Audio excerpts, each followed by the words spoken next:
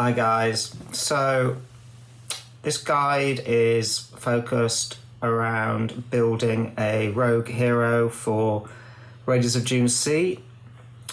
The rogue, let's face it, has always been a very popular choice for hero path in my previous books. I'd argue it's probably the strongest performing class, probably due to its focused simplicity on being, all about high damage and big numbers. And then once you mix in, some pretty decent passive damage from abilities like Venom and Bleed, basically you've just got the whole package really. Something of a powerhouse, which will pretty much allow you to sail through all of my previous books. And that even includes the beast that is the Legion of Shadow. So before I dive in, as with the Mage Guide, I highly recommend watching the whole video to get a complete overview of the rogue path in Raiders of Dune Sea. And then you can use the timestamps below if you want to hop back to the sections that you want to revisit. Okay, so let's start with rogue mechanics. As with all of the paths, mage, rogue, warrior, when it came to Raiders of Dune Sea, I went back to the drawing board in some ways. I wanted to consider how I could improve the rogue and make it more interesting and unique to play. I was very much aware that it was a incredibly popular go-to class, and I think that was largely because it didn't really have much in the way of any weakness. So rogue in Raiders of Dune Sea, I kind of stripped it back a little bit. I wanted rogue to play into the fantasy of, yes, being a high damage dealer, doing the critical strikes, applying the poisons, but at the same time being really, really squishy. So, as with the other books, rogues have the least health of all the paths. They start off like all adventurers with 30 health, and then they gain 5 health when the rogue path is learned, taking them to 35. So that is their health pool for the entirety of this adventure until they reach the very end, and then you get to boost it up to 45. So they only have 35 health. Rogues also don't have easy access to pets, and we'll come back to this in the later spoiler sections. So unlike the other paths like warrior and mage, they don't have the kind of buffs that come from having a pet or minion, and they don't get the benefit of having a pet minion that can go into aggressive stance and tank for them, and can therefore soak up a couple of hits and take a bit of damage. So rogues really are operating on their own for the most part, and that's the fantasy that I wanted to play into with this book, of the squishy assassin type that is kind of always has to bring the A game in order to stay alive and emerge the victor. They're also the path that will probably have the toughest time in the dungeon delves, which are the new sort of dungeon mechanic that comes in with Raiders of Dune Sea. Because obviously with the dungeon delve, the focus is on kind of like preserving your precious health for as long as you can, to sustain yourself through various linked encounters. It's tougher for rogue because of, obviously, like I said, they have a smaller health pool in comparison to like mages that have like their heals that they can keep triggering, and warriors that just have a higher health pool, but also they have that armor as well to help them sort of soak up the hits. So primary stats, goes without saying, for rogue it's always going to be speed and brawn. And brawn should be your absolute go-to stat for just ramping up high as you can to ramp up the pain. Armour is nice to have a few points in it, and you'll find that you'll have some from time to time depending on the items you're picking, but it's not really, it's not crucial for Rogue because the point is you shouldn't be getting hit. Rogues need to dominate combat by winning rounds and dishing out damage. You know, you don't have the tools to survive a drawn-out combat. So once a rogue runs out of juice and starts taking hits, then it's usually kind of game over. So a rogue, unlike, say, mage, for example, needs its front-end damage from the get-go, and then it also needs to kind of support that with some get-out-of-jail cards, or get-out-of-jail abilities, I should say, to turn lost rounds into wins just to keep on top. So, talking of that front-end damage, the rogue now gets piercing for free. Piercing, I felt, was like the core staple of any rogue build, certainly in previous books. It allows you to land a damaging strike and ignoring your opponent's armour. It's so strong that, as I've just mentioned, it is pretty much the staple of all rogue builds. And because of that, I kind of felt that attaching it to items made it frustrating and limiting for people trying to min-max their heroes, because piercing was just so crucial to have. So now it's free. Yay. It's free and it's always available to rogues. So it just means that it frees you up to concentrate on your other abilities and your other synergies without worrying about always having to have an item somewhere that has piercing. It's just that it's free. So that's a great quality of life change, and I'm sure all rogue players will appreciate that one. Okay, so I'm going to start by going into builds and abilities. I have to give us a mild spoiler warning. I will be discussing careers in this section, so if that's something you want to avoid knowing about, then you might want to switch off. Bear in mind, I only reference careers by name and not how to obtain them. Okay, so let's start with our core abilities. Rogue has a plethora of amazing abilities with which, to craft their build. What I'm looking at now is kind of like the abilities that no matter what career or flavour of rogue that you're going for, these are just great abilities to look out for and will really help elevate your damage and help you with survivability. So let's start with Deep Wound. Deep Wound is super tasty. It's a big damage burst because you're rolling 2 dice for your damage score and then you're adding your brawn on top of that. It's great. And then obviously when you combo that with Critical Strike or Gut Ripper, then you can change those whatever dice you roll to instant 6s. Critical Strike and Gut Ripper are just good abilities to have anyway. Even being able to change a single die can be a huge game changer. Changing that frustrating 1 to a 6 when you need it, it just never gets old.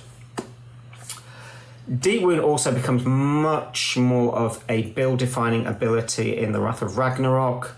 So if you're able to grab it early in the Raiders of Dune Sea, and more so for one of the builds I'll be talking about, more on that later, then it might set you up nicely for the next book.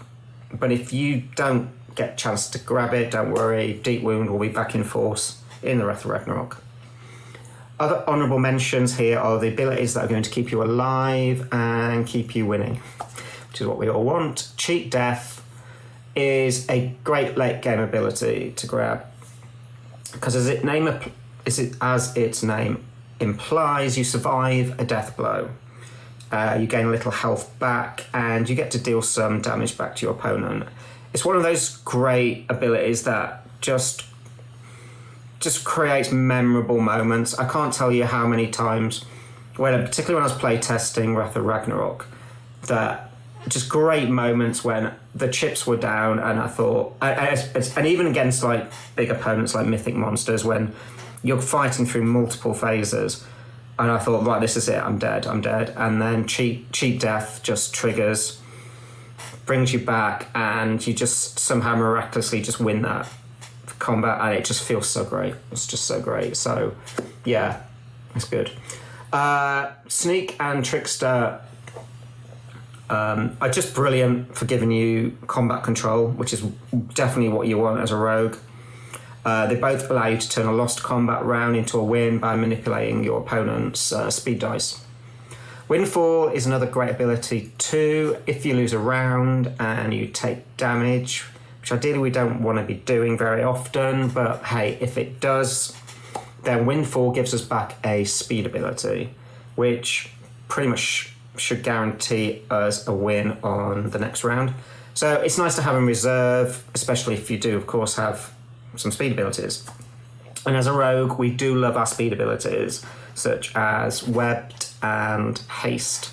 They help win combats, and yeah, that's what we want. Although, small footnote, don't be surprised if in Raiders of Dune Sea and in Wrath of Ragnarok that you have less speed abilities than you're used to, because, as I already mentioned, we have abilities like Sneak and Trickster that are modifiers, and they allow us to change speed dice. And also, as you'll see from the first build we're about to look at, we can focus on combat evade abilities that simply keep us dodging and tumbling and somersaulting all over the battlefield, and basically stopping us from taking damage if we do lose a round. So speed abilities are not as crucial, and yeah, they're just not as crucial as they were in previous books. So let's look at build 1. I'm calling this the Assassin because its focus is evasion and passive damage from 2 abilities, Bleed and Toxic Blades. So Bleed obviously returns from previous books. It deals 1 damage at the end of each round to an enemy that you've dealt damage to. In Raiders of Dune Sea, there is no venom or disease passive ability that you might be used to, which ordinarily do a lot of extra stacking damage at the end of a round. So instead, the only other passive we have in Raiders of Dune Sea is Toxic Blades, which acts like Bleed and does 1 extra damage at the end of a round. Toxic Blades comes with the Tomb Robber career. So therefore, I'd recommend this build, obviously, for a Tomb Robber player. So Toxic Blades and Bleed, we're doing 2 damage to opponent at the end of each combat round. So that's some nice, tasty passive damage. If you're able to pick up Blood Mark in the late game, then this damage can increase to 3 per combat round by boosting your bleed damage. So the focus of this build is, passives. So whilst we of course want to be slamming our opponents with as much direct damage as we can each turn, we do also have our passives that are doing a lot of extra work for us in the background. That means that we can add to this build with some evasive abilities, and they kind of work well with this build because it means that should we lose a round, then we can simply dodge and we avoid all damage. However, all our infected opponents are still taking their passive damage, so they're basically counting down to certain doom while we're just left from the shadows. Evasive abilities, we've got 3 flavours here. We have Vanish, Evade, and we have Sidestep. Now, these get even more spicy when we couple these with Cutthroat, which is a new ability which increases the brawn, increases our brawn each time we play one of those abilities. We also have Veiled Strike as well, that makes a return from Eye of Winter's Fury, which allows you to deal damage each time one of those is played. So if you can imagine having all of these as a little bundle, if you can pull it off, really nice to have. You can also add Fast Aid to this mix as well. It lets you heal whenever you play any of those evasive abilities. And healing's always nice because a rogue is squishy, but also healing's nice if you want to use some of your warp abilities that cost health. And there's one warp ability in particular that is great for this build, and it's called From Shadows.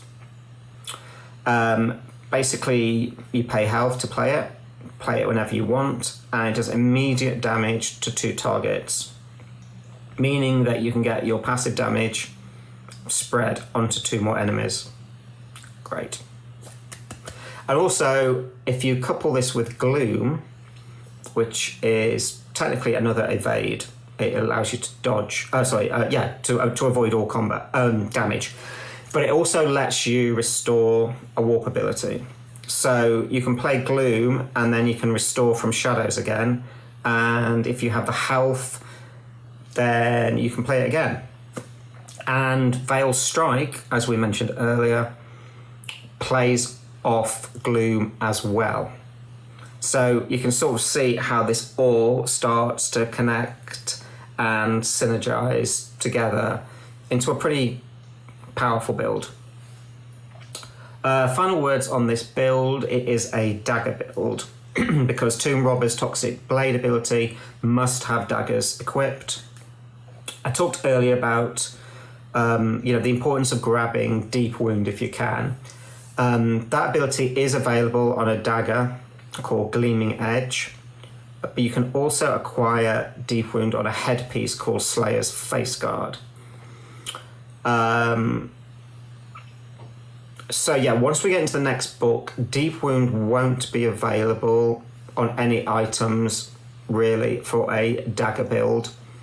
So that headpiece, if you can grab it, and I'll let you know how in the spoilers later, could give you a bit of an advantage in the early sections of the next book, Wrath of Ragnarok.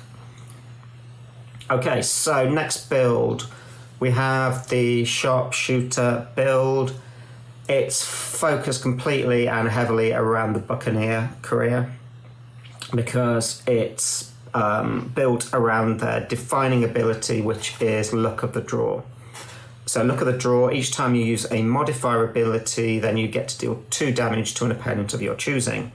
So as you can imagine, you want to bolster this with as many modifier abilities as you can. Some good examples are Sure Edge, Malice, Cunning, and Dominate, which will boost your damage score. And there's also Somersault, which is good because it swaps a high roll for your attack speed and lets you reuse it for your damage score. Definite shout out here to Recall, which I think I mentioned talked about a lot in the Mage guide. You should definitely be grabbing it if you can. It lets you basically reuse a modifier ability. So in this build, perfect. And of course, if we glance back at our core abilities that we talked about at the start, Critical Strike and Gut Ripper are great in this build because, even with or without Deep Wound, because they are modifier abilities. And if you can get Deep Wound as well, then that's kind of like the icing on the cake, or your flintlock, how you want to see it. Because of weapon restrictions, Deep Wound is only available to a Buccaneer through the Slayer's Face Guard, which is the headpiece that I mentioned previously. However, do not lose hope, because this build in particular will evolve into the Combat Rogue build in Wrath of Ragnarok, which is heavily focused around Deep Wound. So from this starting point, this build only just gets stronger and stronger in the next book. Now, there is a third career for Rogue that I won't spoil here because I don't need to. But just to say that it is it's a good choice for a hybrid build if you're picking and mixing abilities and you have a bit of assassin, a bit of combat, and you just want to supplement those with some good career abilities that will give you some survivability and damage. So that's a good career to keep an eye out for. But yeah, I won't spoil that one. Right, so speaking of spoilers, I'm about to go into spoilers. So I'm now going to be talking about factions and reputation. So again, if you want a blind run or you want to limit your knowledge of what's coming up, then again, this is your opportunity to turn off. Okay, so factions, Act 1, we have the Himba and the Dryads. Of course, it's important to remember that the faction that you end up with pretty much should be and is most likely to be influenced by your roleplay and your choices. But of course, if you're min-maxing and you care more about the game than the story, then, here are my suggestions. For the assassin, definitely choose Himba because you get the Spark Daggers ability.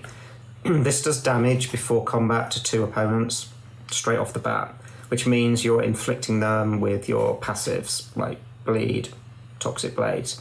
So choose 2 opponents that you probably aren't going to be focusing on in the first combat round, and you've already got multiple opponents ticking away to their death. It's a great ability and you're going to be using it every combat.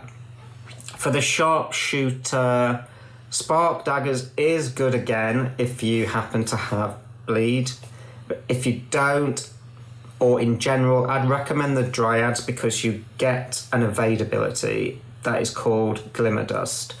Because we don't want to go too heavily into the evade dodge tree that we've looked at with Assassin, having a free evade for Sharpshooter is great, and even better that it heals you as well.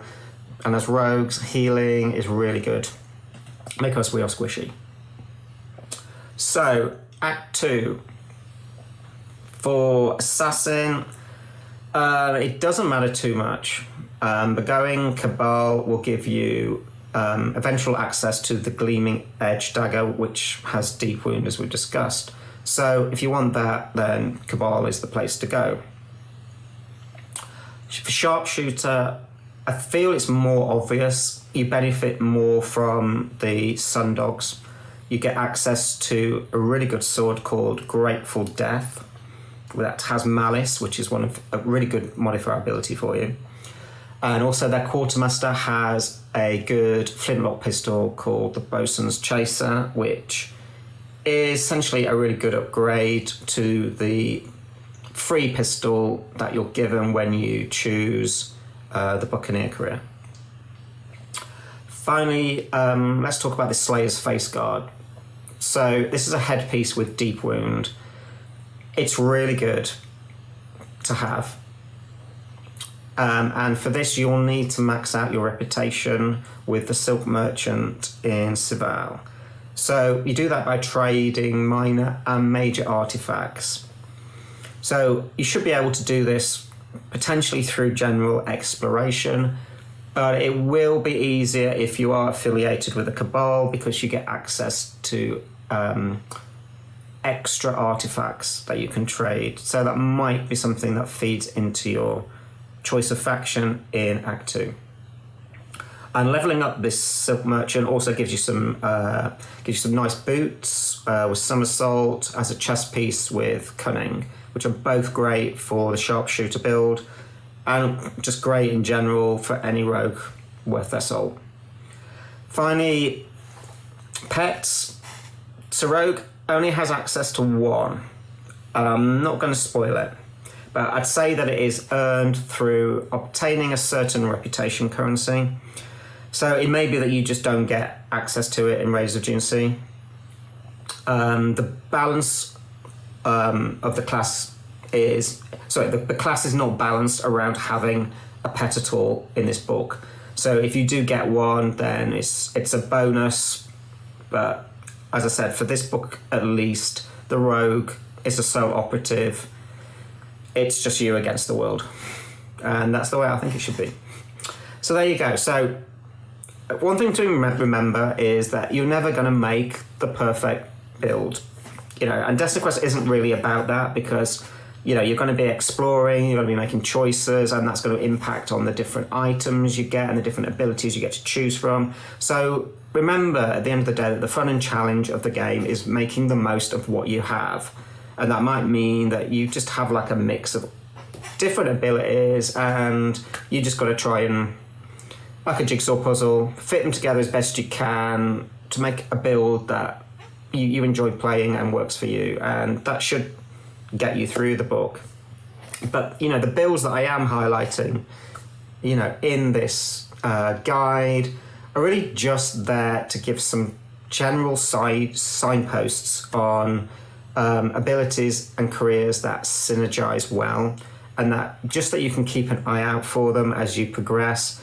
And remember also that you will gain access to the vault, which allows you to store items, which means that you have a lot more versatility and choice in this book in regards to your items and your abilities.